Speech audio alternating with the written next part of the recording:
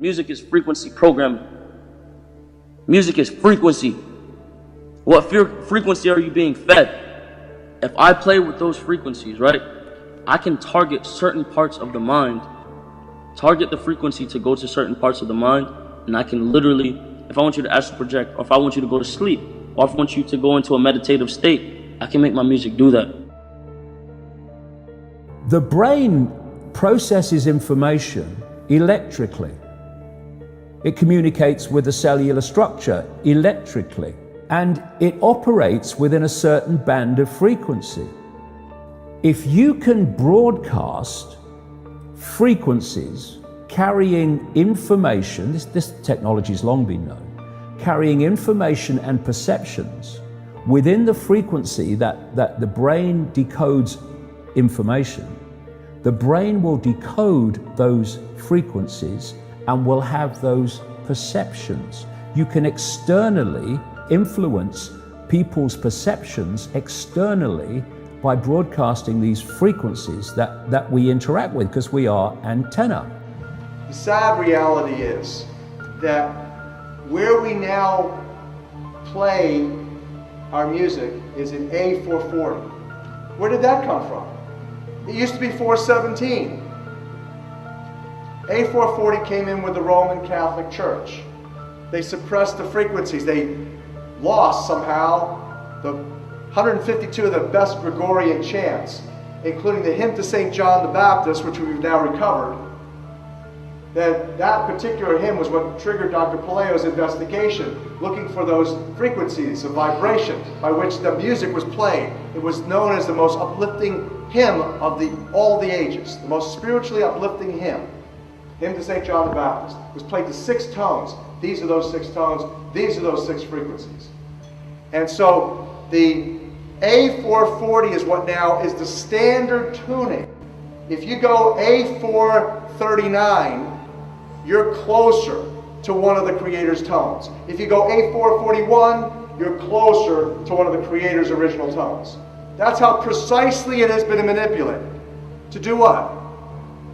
To shut down the 95% of your brain, particularly the right brain that operates the heart mind for the divine human community. Some decades ago, there was a guy who worked out the frequencies of different emotional states. This is long ago. I mean, it's very, very sophisticated now.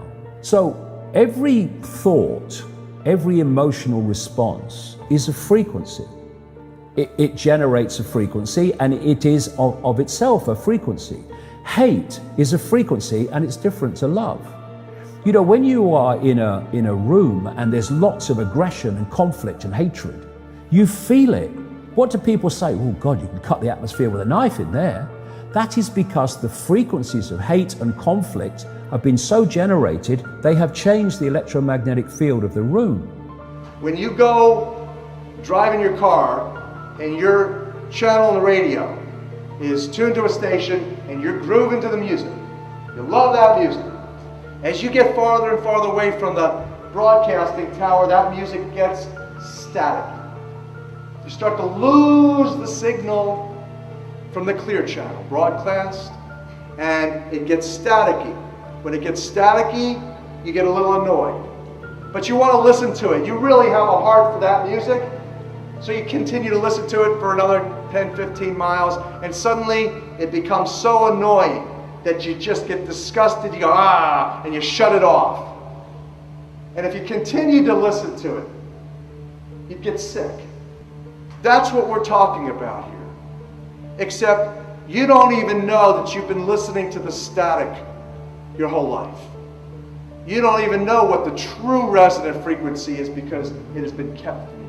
Now, of course, to really be effective, we need to use the proper words and phrases, scientifically selected. But that gives you the basic idea. We embed messages just below the threshold of perception, so they can go directly into the subconscious. They can play across a community these frequencies without anyone knowing, and it starts to have an effect, and it starts to build rage, it starts to build anger, and people might not realize why they're feeling it, but they start to feel it. And then what they do is they trigger that with an event. Maybe some guy is attacked by the police or something, or somebody's arrested for something they didn't commit, and now there's the trigger. The blue touch paper's been lit of this manufactured frequency-driven rage, and you have mass riots and what have you, and people do things that they wouldn't normally do. So in other words, the master composer, master conductor of the Universal Orchestra is singing love songs in 5/8, uplifting everything simultaneously. And we're the only species out of tune and accepting static for the clear channel. Do you know that the American military, they've admitted this. They have technology that fires frequencies at the enemy that basically breaks the enemy's spirit, so they give up and put their weapons down. This is the technology we're dealing with.